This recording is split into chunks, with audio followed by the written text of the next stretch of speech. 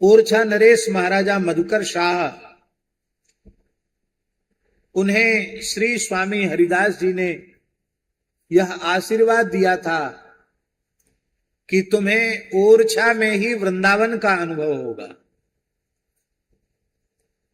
तो उन्हें दिव्य वृंदावन का दर्शन यहां हुआ। और जहां राम तह अवध निवासु, तहीं दिवस जहां भानु प्रकाशु। इस न्याय से जहां सूर्य है वहां दिन है, और जहां श्री राम जी हैं वहीं अयोध्या है। इस युग की अयोध्या है ओरछा।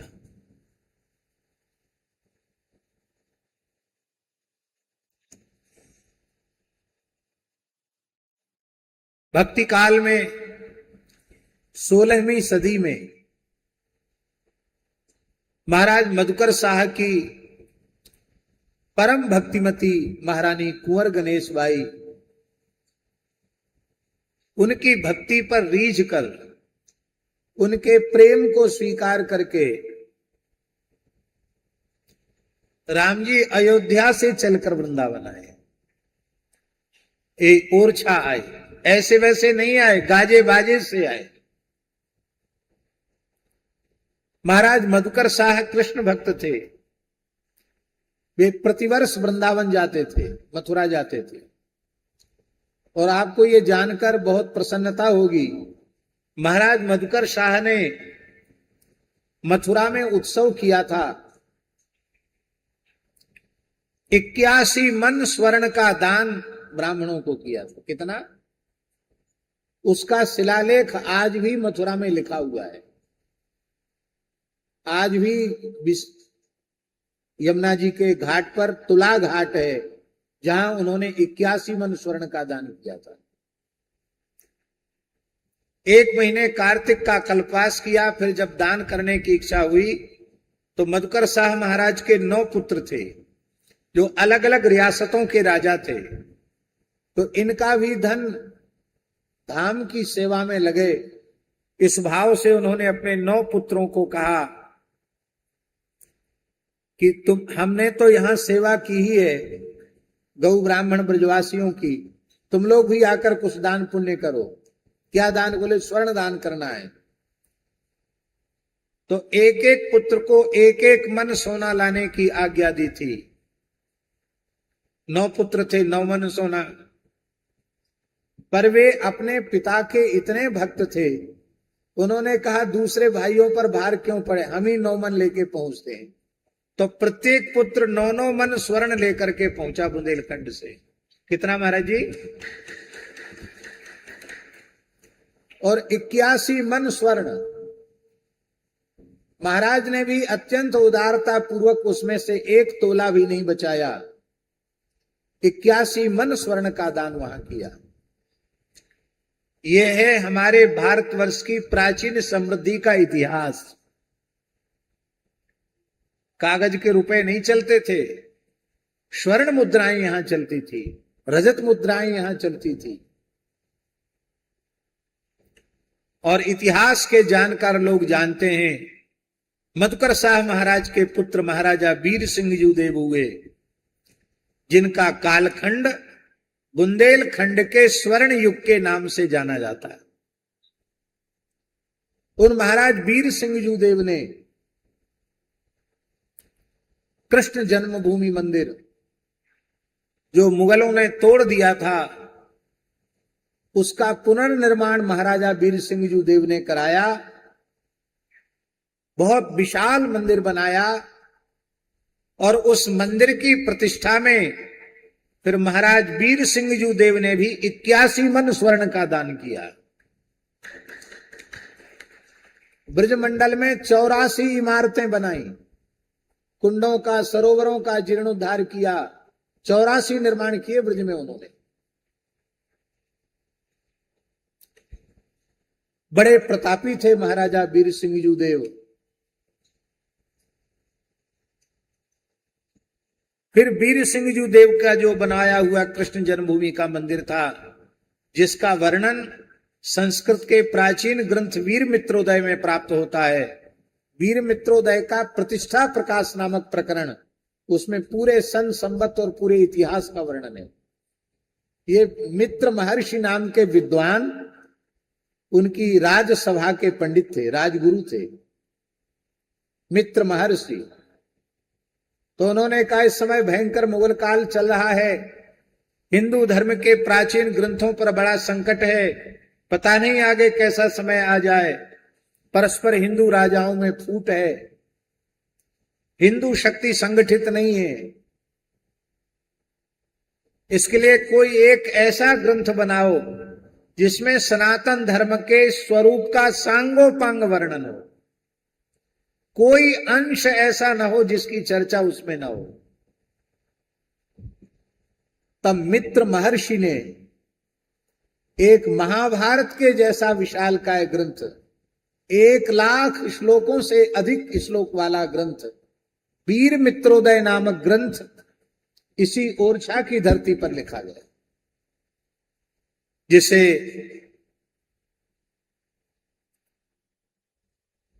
मानव संसाधन विकास मंत्री श्री मुरली मनोहर जोशी जी ने अपने, जब वे मानव संसाधन विकास मंत्री थे तब उन्होंने वीर मित्रोदय का भारत सरकार की ओर से प्रकाशन कराया।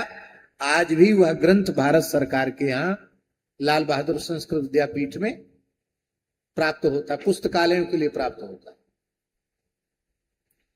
उस ग्रंथ में प्रतिष्ठा प्रकाश नामक प्रकरण में कैसे कृष्ण जन्मभूमि मंदिर की प्रतिष्ठा हुई थी उसका वर्णन मिलता है।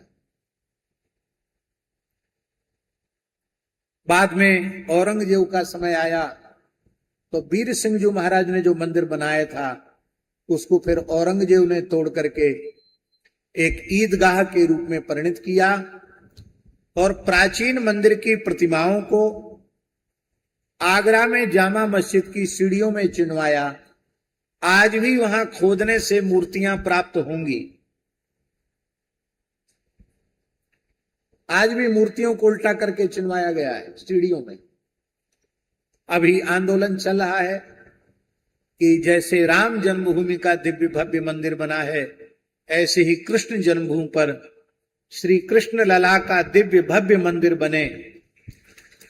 उस संबंध में एक वहां के सुप्रसिद्ध अधिवक्ता हैं महेंद्र सिंह जी, उन्होंने हमसे कहा महाराज जी कोई पुराना प्रमाण दीजिए कि यहां मंदिर था तोड़कर ईदगाह बनाया गया।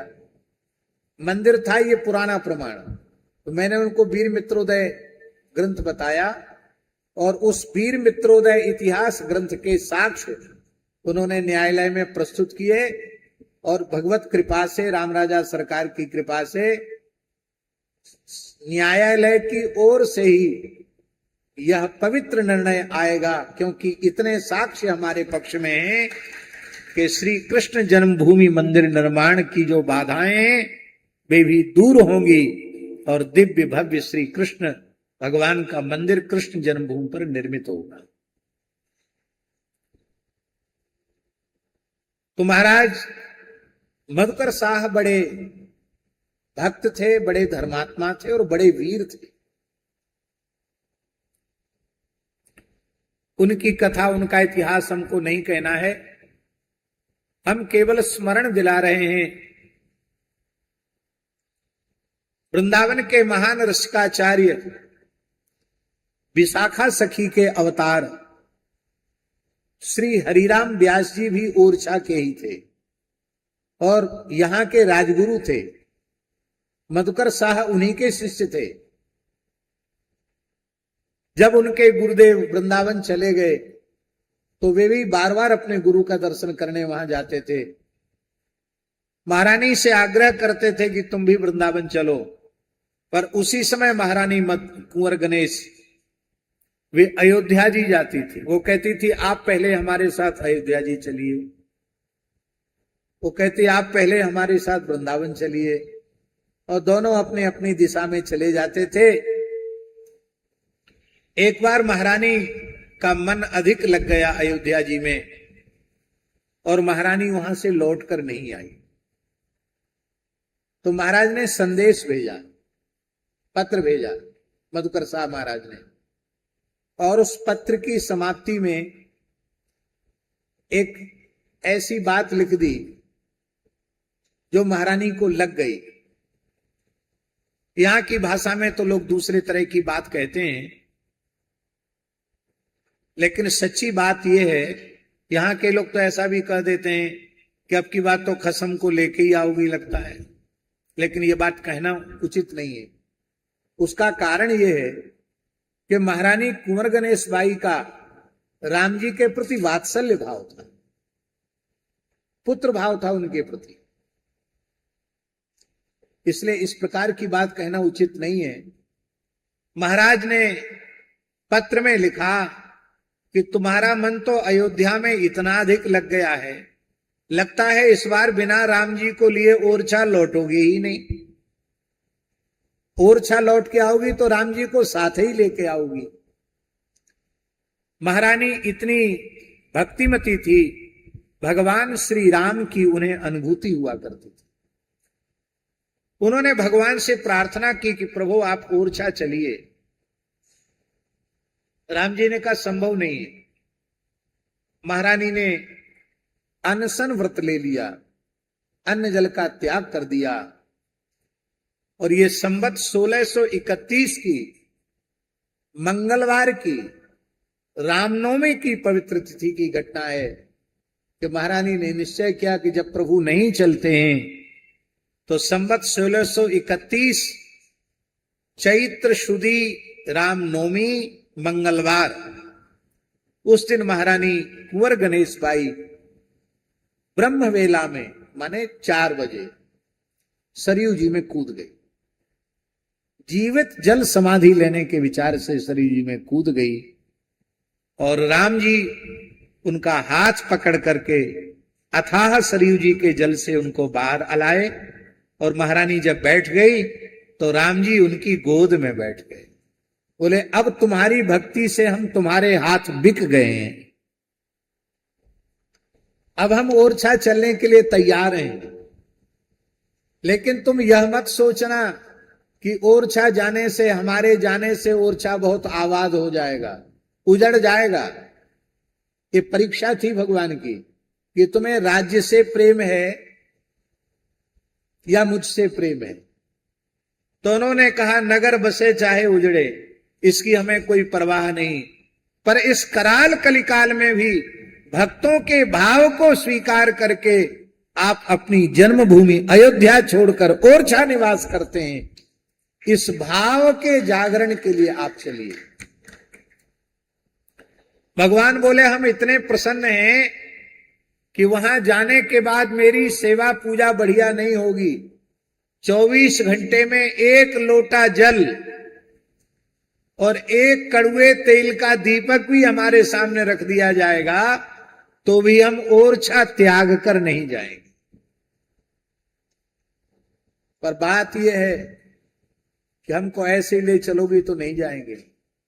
हम राजाधिराज हैं, गाजे बाजे से चल करके जाएंगे और पुष्य नक्षत्र में ही जाएंगे। पुष्य नक्षत्र का समय पूरा होते ही फिर वहां रुक जाएंगे। तो पुष्य नक्षत्र में ही अयोध्या से चलकर भगवान यहां आए।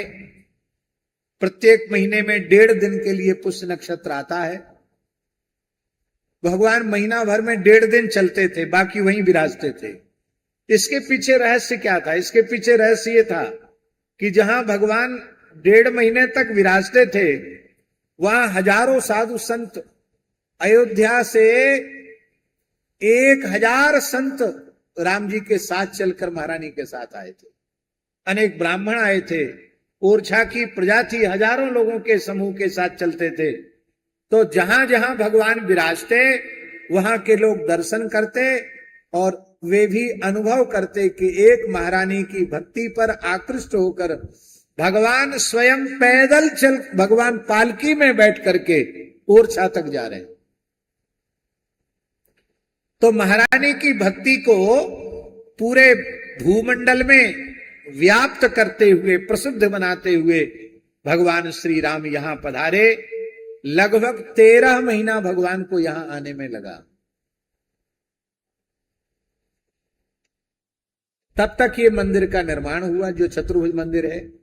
महाराज को संदेश मिलती मंदिर निर्माण आरंभ हो गया। और जहां इस समय ओरछा गौशाला है, वहां राम जी आए और वहां पुष्य नक्षत्र शुरू हो गया। तो पुष्य नक्षत्र पूरा हुआ, फिर भगवान को वहां 1.5 महीना विराजना था। तो जहां सुरभि गौशाला इस समय है, नकटा हनुमान जी, वहां श्री राम राजा सरकार जहां गौशाला है अपनी, वहां 1.5 महीना विराजे राम राजा सरकार। और उनकी अंगरक्षा में हनुमान जी ढाल तलवार लेकर के खड़े हैं। आज भी शिला में स्वयं प्रकट हनुमान जी हैं, ढाल तलवार लिए हुए हनुमान जी महाराज विराजमान है। 1.5 महीने ठाकुर जी वहां बैठकर फिर जब पुष्य नक्षत्र आया, तब वहां से चलकर यहां आए। जो वर्तमान में चतुर्भुज मंदिर है, उसमें कुछ काम शेष था। राम जी महारानी के महल में विराज गए और बोले अब तो रानी के आग्रह पर हम महल में ही रहेंगे, वहां और कोई देवता विराजमान कर दो। तब चतुर्भुज भगवान को उस मंदिर में विराजमान किया। ऐसा यह पवित्र स्थल ओरछा राम राजा सरकार का पवित्र धाम